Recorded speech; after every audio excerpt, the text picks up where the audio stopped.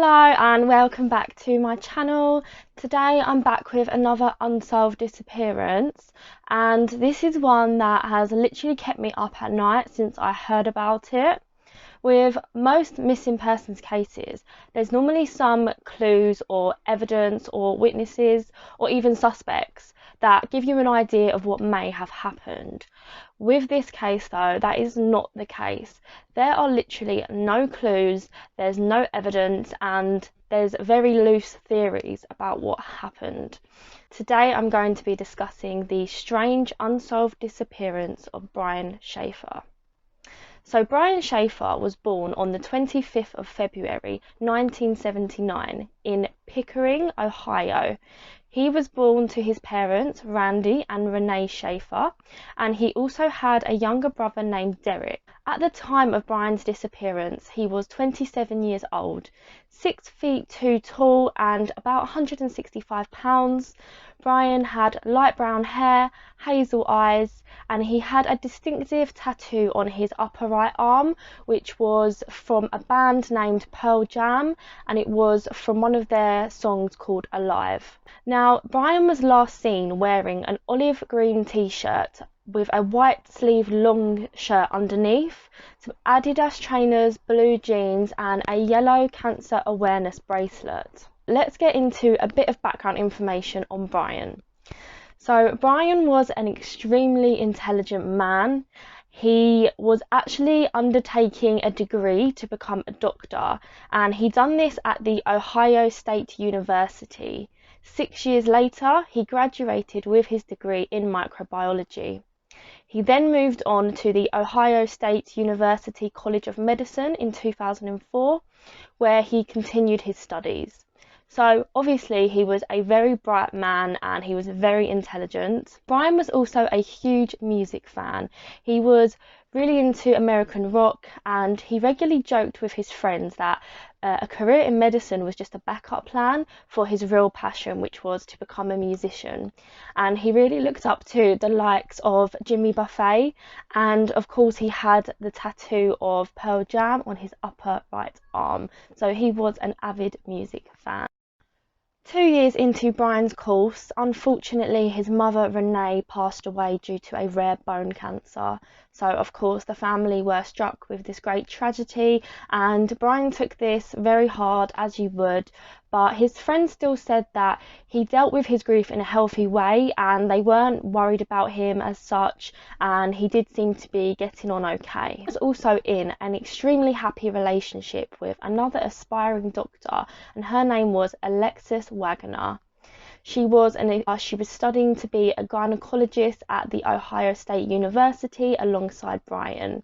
They had been dating for just over a year in 2006, and they had a flight booked on April the 2nd, 2006 to go to Florida for spring break because they were about to finish their exams and they were both looking forward to this trip very much. So let's fast forward to the day that Brian disappeared. So it was March 31st, 2006, and everyone had just finished their exams and they were super excited to enjoy some time off during spring break. Brian had been working tirelessly that previous week on lots of exams and lots of studying, so his father Randy decided to take him out. So they went out for a steak dinner.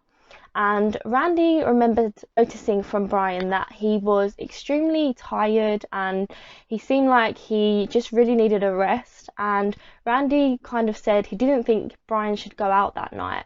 But of course he was a 27-year-old man, so if he wanted to go out, then that's what he was going to do. So approximately at 9 p.m, that is when Brian left his father Randy and he went and met his friend Clint Forrest. Now, the two had been friends for a while and they would regularly go out drinking, as we all do. So they started their nights off at the Ugly Tuna Salloona, which was a bar in the Ohio State campus gateway complex. So it was a university, so there was kind of like a strip going along where there would be multiple bars, and it was very popular with uni students due to the university being so close.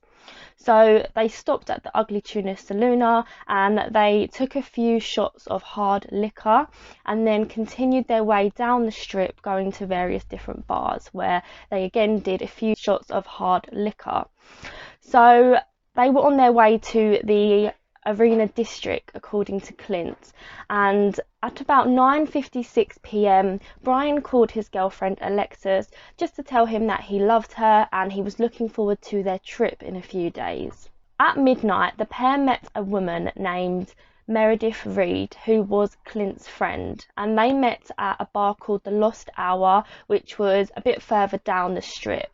So they all decided to drive back up. Meredith was drive back up to the Ugly Tuna Salloona, the bar they were originally at. And this was because there was a live band playing and they all wanted to go and see this band. This is where things get a bit confusing. So the Ugly Tuna Salloona had two escalators to go up to the bar and then to come down to the bar. And once you went up the escalator, you'd walk along a small landing that would enter into the bar. Now, this area was heavily covered with CCTV and you can see everyone going up and leaving the bar. You can see Brian and Meredith and Clint walking up to the escalator, and they go to the bar and they stay there for a while and they actually meet another group of friends. They're Clint's friends and they all kind of mingle. Brian kind of goes off and they just figure he's with the band or he's talking to people of his own. But going back to the CCTV, as I said, so there was CCTV everywhere. The only place there wasn't CCTV was in the actual bar, and the only other exit was a staff exit, which also led onto a construction site, because at this time there was a lot of construction going on the Ugly Tuna Salloona, and this is the only other place where there is no CCTV, because there would be no need for any sort of customer to go in or out of that door, because it was just for the construction workers. At around 1:15 a.m, Clint, Meredith and Brian are seen going up to the escalator into the bar. Now, at about 1:55 a.m, which was 5 minutes before closing at 2 a.m, Brian is caught on CCTV and he is talking to what seems like two college-age girls, and you can see him having a conversation with them, and then he simply turns around and walks off, and this is in the direction of the bar. This is the last time Brian was ever seen, and he has never been seen or heard from again. 2 a.m. came around and it was obviously extremely busy, a lot of commotion going on as everyone was trying to leave the bar to get out. So Clint and Meredith were looking around for Brian, but they couldn't find him anywhere, so they called his cell phone a few times, which they got no answer from. And Clint apparently checked the bathroom and they just done a quick scan, but they could not find him anywhere. So they kind of just assumed that he went home. Brian's apartment was actually around 6 blocks from the Ugly Tuna Salloona, so they just figured that he must have just left. Again, he was a 27-year-old man, so it wasn't out of the ordinary really, and they just sort of went home after that.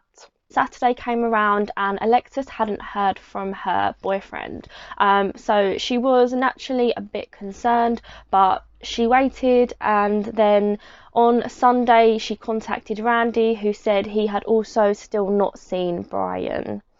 Now, Monday was when they were due to fly out, so Alexis actually went to the airport and waited for Brian, because she thought maybe something happened and he couldn't get a hold of her, but she thought he would definitely turn up to go on this trip that they had planned and looked forward to.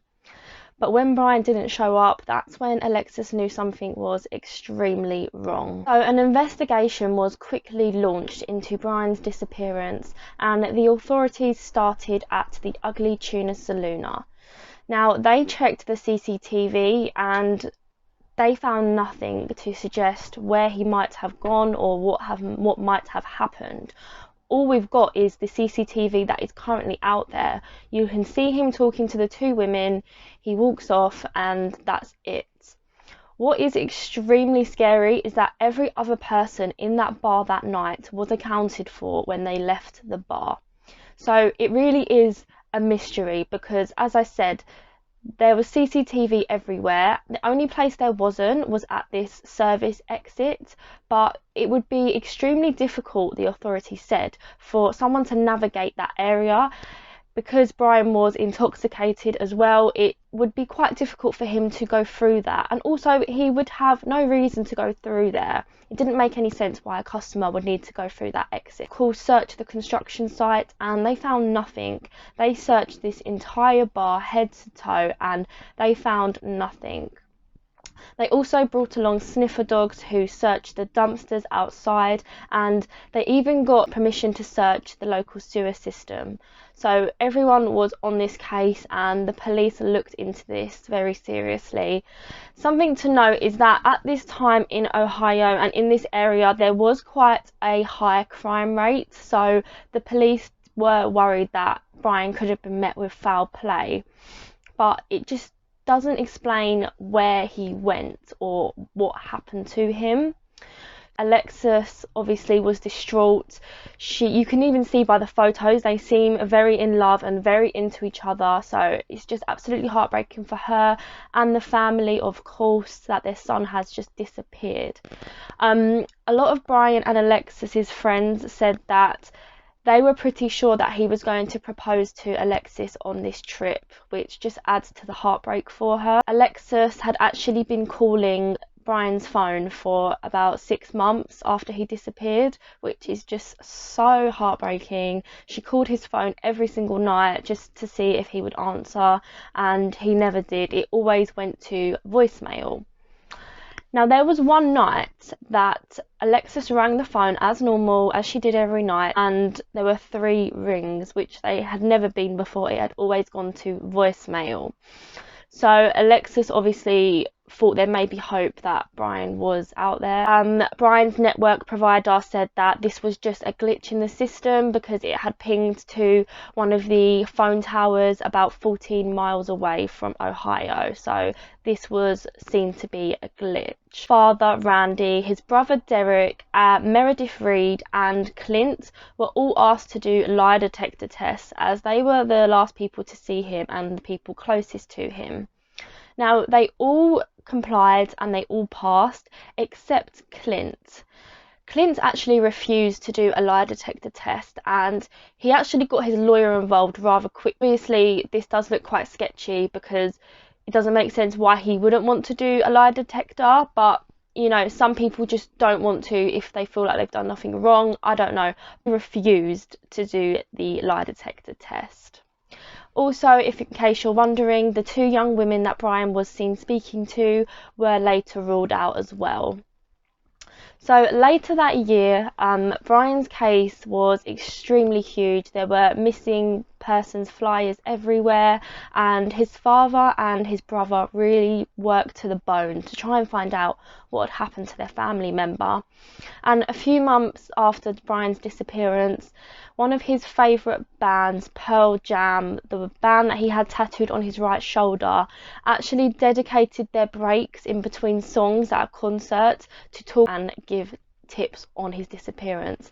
And I will try and insert this if I can, but I've seen the video and it's so weird. It's like a mixture of heartbreak, but then it's heartwarming as well, because you can just sort of feel and see that they're really sad that Brian has gone missing, and the fact that this is one of his favourite bands, he would have been so touched that they reached out to him like this, whether he is alive or not. So Randy, Brian's father, also sought the advice of a psychic, and they told him that Brian's body was in water near a pier.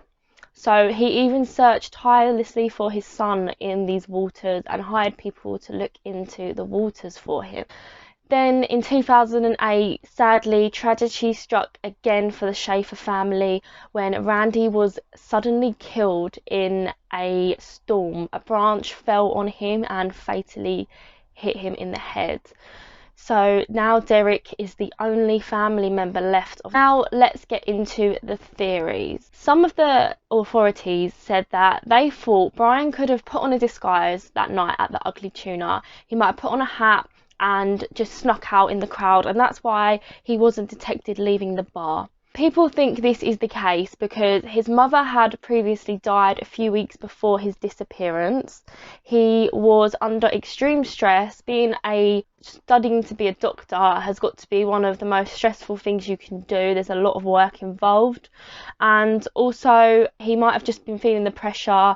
He was about to propose to his girlfriend, and everything might have just felt too much that he had to leave. I personally don't believe this theory at all. I don't think he'd leave his grieving father on his own, and even if he did run away, how has it been 14 years and he's not been found and there's been no trace of him since?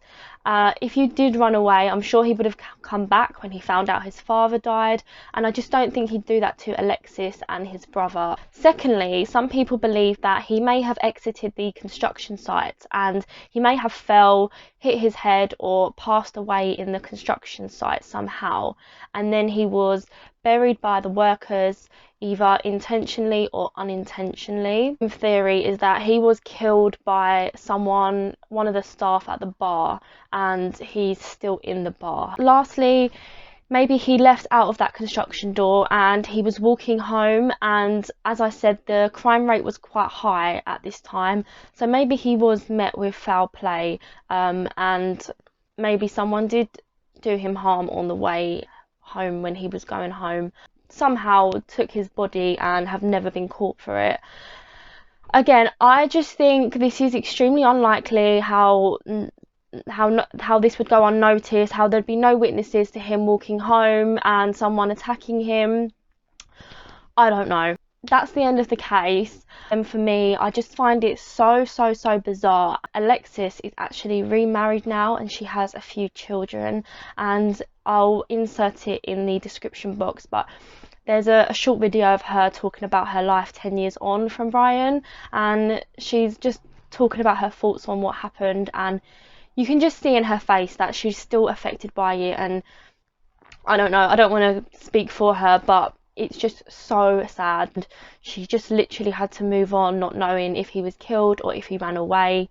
Derek, Brian's brother, is also happily married with children as well, and he said that he's still looking for his brother today, and he wants his brother to meet his nephews and nieces. I'd be really curious to see what you think happened to him. Please leave a comment. Let me know what theory you think is most likely. I really hope we find out what one of these days. Thank you so much for watching, and I'll look forward to seeing you next time.